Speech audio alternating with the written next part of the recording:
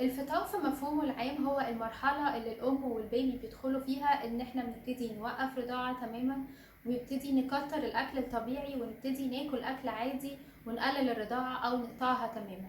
وده بيكون ليه مردود نفسي على الطفل وعلى الأم. الطفل بيبتدي يحس إن هو بيبعد عن ماما، وماما بتبتدي تبعده عنها، وده بيأثر عليه نفسيا وبيبتدي يتضايق. والام كمان بتبتدي تحس انه الحضن اللي هي كان رابطها بالبيبي ده هيبتدي يقل ويبتدي يتقطع شوية شوية. وهنتكلم كمان شوية هل الكلام ده حقيقي فعلا ولا مش حقيقي. طيب ازاي بيكون الفطام؟ في طرق كتيرة قوي للفطام، من ضمنها طريقة معروفة وناس كتير مع الأسف لحد دلوقتي بتتبعها، وهي ان هما بيحطوا شطة او بيحطوا صبار او بيحطوا حاجة مرة مكان الرضاعة، علشان الطفل اول ما يجي يحط بقه يبتدي يحس بمرارة او بشطشطة، فيبتدي يكره المكان ويبتدي ما يحبش يرضع تاني ويقطع الرضاعة من ساعتها. طيب هل ده صحيا ونفسيا كويس للبيبي؟ الحقيقة لا، هو مؤذي جدا لنفسية الطفل، لانه المكان اللي بيرتاح فيه والمكان اللي بيحس فيه بالامان مرة واحدة بقى مكان مر ومشطشط ومتعب وبيوجع.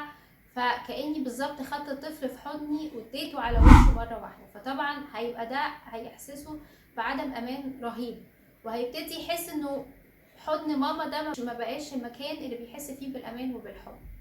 فطبعا الطريقة دي مش احسن طريقة نتبعها علشان خاطر نفطم الطفل. طيب امال نعمل ايه؟ الاطفال بتبقى رافضة قوي قوي قوي الفطام. في طريقتين للفطام التدريجي.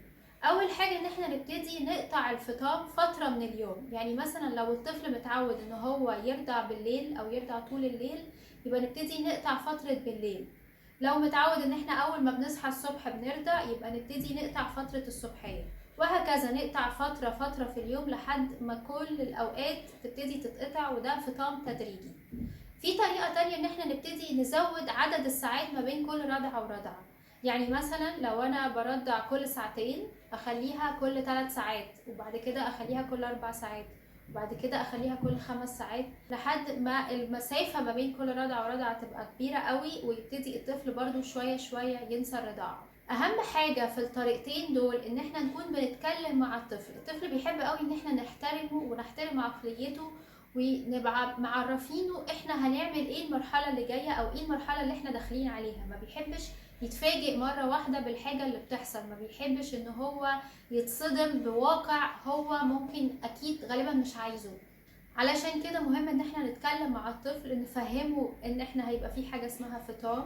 الفطام ده يعني ان احنا هنبتدي نوقف رضاعة عشان خاطر البيبي كبر وهيبتدي يلعب اكتر ويتشاقى اكتر، ويبقى في حاجات احلى كتير بنعملها، ويبقى في نشاطات كتير اكتر، والرضاعة هتخليه ما يقدرش يعمل الحاجات دي. انا تجربتي الشخصيه مع الفطام، انا بنتي كانت مرتبطه جدا جدا بالرضاعه، وكان الموضوع شبه مستحيل ان احنا نمر بموضوع الفطام ده. مشينا موضوع الفطام التدريجي، بس ستيل كان في وقت معين من اليوم كان ارتباط رهيب. فابتديت اتكلم معاها واشرح لها ان هي كبرت وان هي هتروح الحضانه وهتقابل اطفال تانيين وهنلعب كتير، فابتدت تتحمس. وكمان لما ابتديت اوريها صور الحضانه والالعاب اللي فيها وكده، فابتدت تفهم ان هي علشان كبرت هتروح المكان الحلو ده اللي فيه اطفال كتير ولعب كتير، وهتبتدي تبعد عن ماما شوية شوية علشان تعمل حاجات تانية حلوة. ففعلا ابتدت تقتنع وابتدت تفهم، ولما بقت بتطلب مني الرضاعة بقيت بقول لها امال مين هيروح الحضانة، مين كبر وهيروح الحضانة، فكانت بتتراجع. علشان كده ان انا اتكلم مع الطفل واشرح له احنا هنعمل ايه، ده مهم جدا جدا علشان هو يساعدني في المرحلة اللي احنا داخلين عليها. طيب امتى اقرر الفطام؟ قرار الفطام ده قرار متوقف جدا على الام وظروفها، يعني موضوع شخصي قوي قوي قوي. طبعا في اراء بتقول انه يفضل لحد 6 شهور تكون في رضاعة، في اراء تانية بتقول لحد سن سنة، في اراء تانية بتقول لحد سن سنتين. الموضوع متوقف على الام. طبعا كل ما الرضاعة طولت، كل ما الرضاعة الطبيعي خدت وقتها، كل ما ده كان افيد للطفل. لكن هل لو انا ظروفي ما تسمحش ان انا مثلا اكمل لحد سنة او اكمل لحد سن سنتين يبقى لازم اكمل؟ لا، مش لازم.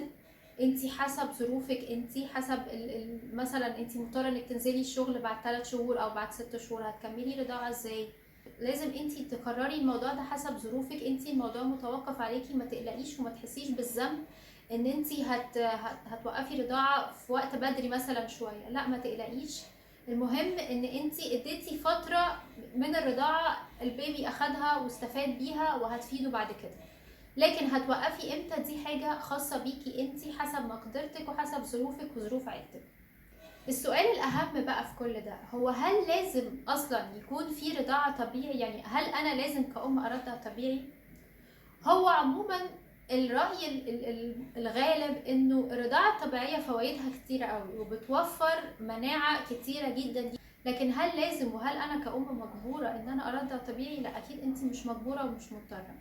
اعتنائك بالطفل وحبك ليه والاحضان والبوس والشيل الكتير والحاجات دي كلها بتعوض الباكج بتاعه الرضاعه. الباكج بتاعه الرضاعه فيها حاجات كتيره قوي من ضمنها الغذاء. لو انا بعوض بالاحضان والبوس والشيل الكتير والاهتمام، يبقى انا مش مضطره ومش مجبوره ان انا ارضع طبيعي مادام ظروفي ما تسمحش. لكن لو انا ظروفي تسمح ان انا ارضع طبيعي لاي فتره، يبقى يفضل طبعا الرضاعة الطبيعية. لكن في الاخر انتي مش مجبورة على اي حاجة خالص خالص، انتي حسب ظروفك وحسب اللي انتي تقدري عليه. افرض انا مثلا مضطرة ان انا انزل شغل على طول، اعمل ايه؟ افرض مثلا انا ظروفي وظروف عيلتي مش سامحة بالموضوع ده، يبقى هو حسب ظروفك انتي. لو تسمح يبقى طبعا يفضل، لو ما تسمحش فما تحسيش بالذنب، عادي وما تقلقيش. بنعوض بالرضاعة الصناعي وبنعوض بالفيتامينات اللي الدكتور بيكتب عليها، فما تقلقيش خالص خالص. اخر حاجة حابة اقولها لك، الفطام مش حاجة وحشة. احنا قلنا في اول الفيديو ان هو بيبقى ليه مردود نفسي سلبي شوية على الطفل، لكن ما تقلقيش، الفطام ده مرحلة لازم هتمري بيها انتي والطفل. لازم البيبي هيبتدي يستقل عنك ويبتدي ينطلق للحياة اكتر واكتر، وده مش معناه ان هو هيبطل يحبك او ان هو هيبطل يحب حضن ماما او هيبعد عن حضن ماما خالص. حضن ماما ده دايما بيفضل هو المكان اللي بيرتاح فيه البيبي مهما كبر ومهما حصل، هو ده المكان اللي بيرتاح فيه. فما تقلقيش خالص، البيبي هيفضل يحبك، هيفضل مرتبط بيكي، هيفضل متمسك بيكي كماما، هيفضل شايفك احلى ام في الدنيا. اديله كل الحب، اديله كل الاهتمام، كل اللي انت تقدري عليه انت كده كده بتقدميه كأم، فانت احلى ماما فعلا في الدنيا للبيبي بتاعك. ما تقلقيش خالص وما تحسيش بالذنب ان انت مضطره انك تعملي ده. ده مش معناه ان انت ما بتحبيهوش، ده مش معناه ان انت هتبعدي عنه خالص، انت هتفضلي تحبيه وهتفضلي تديله حب، والبيبي هيفضل دايما يحس بحبك مهما حصل. فما تقلقيش خالص، هو هيفضل يحبك على طول. لو عجبكم الفيديو بليز ما تنسوش تعملوا لايك وشير وسبسكرايب. ميرسي واشوفكم الفيديو الجاي.